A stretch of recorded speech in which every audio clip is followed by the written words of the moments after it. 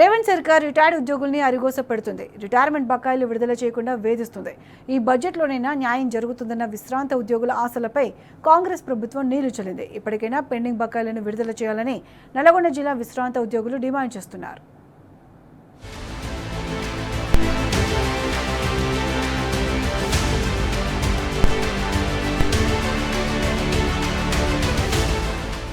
కాంగ్రెస్ ప్రభుత్వం విశ్రాంత ఉద్యోగులను వేధిస్తోంది. 30 ఏళ్ల పాటు వివిధ శాఖల్లో గొడ్డు చాకిరీ చేసి వృద్ధాప్యంలో పదవీ విరమణ పొందిన ఉద్యోగులను అరిగోస పెడుతోంది.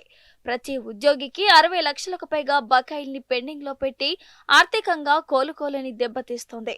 కనీసం ప్రస్తుతం బడ్జెట్లోనైనా న్యాయం జరుగుతుందని ఆశపడ్డ విశ్రాంత ఉద్యోగులకు నిరాశ ఎదురైంది.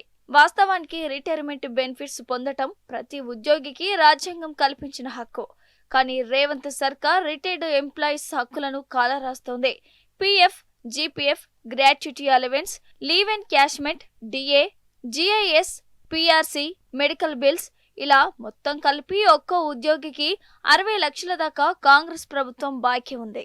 అయితే గత 2 ఏళ్ల నుంచి ఒక్క రూపాయి విడుదల చేయటం లేదు. దీంతో అప్పులు చేసి పిల్లల పెళ్లిళ్లు, ఇంటి నిర్మాణ ఈఎంఐలు, లోన్లు, మెడికల్ ఖర్చులు చెల్లించాల్సిన దుస్థితి నెలకొంది. నోరు కడుపు కట్టుకుని జీవితంలో నుంచి నెల దాచుకున్న సొమ్మును సైతం ఇవ్వకుండా కాంగ్రెస్ సర్కార్ వేధిస్తుందని నల్గొండ జిల్లా విశ్రాంత ఉద్యోగులు ఆవేదన వ్యక్తం చేస్తున్నారు.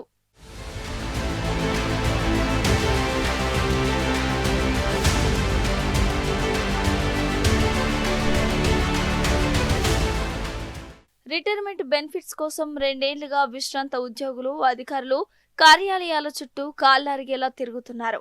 అయినా పండుటాకులను ఎవరూ పట్టించుకోకపోవడంతో మనోవేదనకు గురవుతున్నారు. కమిషన్లపై బడా కాంట్రాక్టర్లకు 1000 కోట్ల బిల్లులు చెల్లిస్తున్న రేవంత్ సర్కార్ రిటైర్డ్ ఎంప్లాయీస్ పట్ల మౌనం వహిస్తోంది. రిటైర్మెంట్ బెనిఫిట్స్ అందక అప్పుల పాలై నల్గొండ జిల్లాలో 16 మంది విశ్రాంత ఉద్యోగులు మరణించినా కాంగ్రెస్ ప్రభుత్వంలో చెల్లడం లేదు. ఉద్యోగుల జీవితంలో నుంచి దాచుకున్న సొమ్మును ప్రభుత్వ అవసరాలకు వాడుకుని ఇబ్బంది పెట్టడం ఎంతవరకు సమంజసమని వారు ప్రశ్నిస్తున్నారు.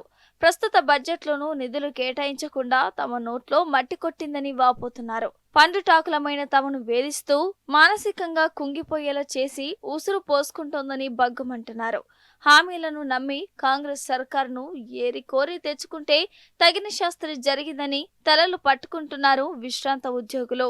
మరి ఇంతవరకు రాష్ట్ర వ్యాప్తంగా 24,630 మంది దాదాపుగా రిటైర్ అయిపోయారు. మరి రిటైర్ అయినటువంటి వీళ్ళకి రావాల్సినటువంటి పెన్షన్ బకాయిలు అనేటువంటివి ఇంతవరకు రాలేదు.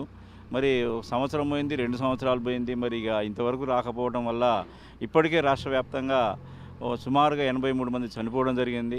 అది మాకు తెలిసినటువంటి లెక్క 83. ఇంకా తెలియనటువంటి వాళ్ళు దాదాపుగా 200-300 మంది ఉండొచ్చు.